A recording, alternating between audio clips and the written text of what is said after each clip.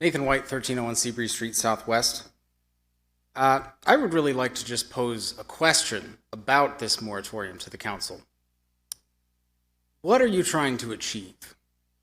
Because it doesn't seem to be the stated goal.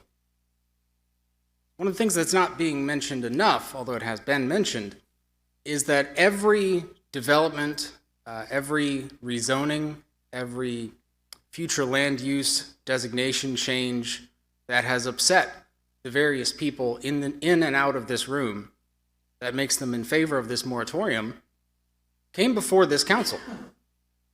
Every single one of them. And you approved them, which is why they're upset. So, at its core, we're talking about a moratorium to solve a problem that you have full control over already and seem to have no desire to pull back on, aside from possibly this moratorium, which is an oddly dramatic step to take considering the previous actions.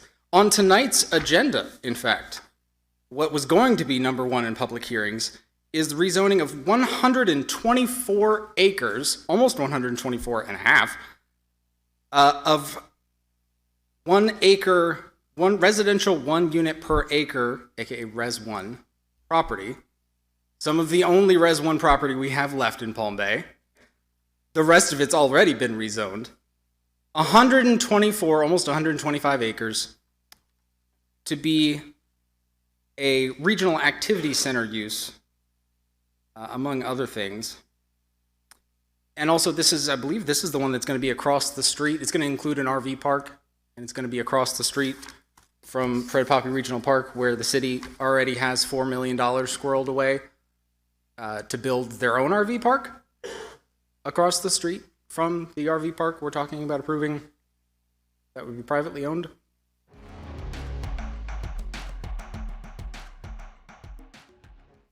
And we talk about affordable housing, and I feel like we don't talk about it seriously enough.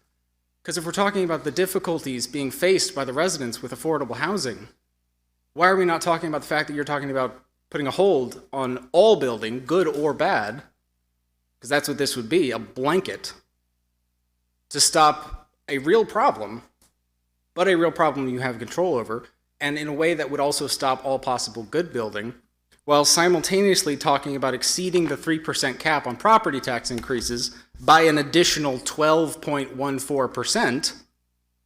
If you have a problem with affordable housing, maybe don't increase property taxes by 15%.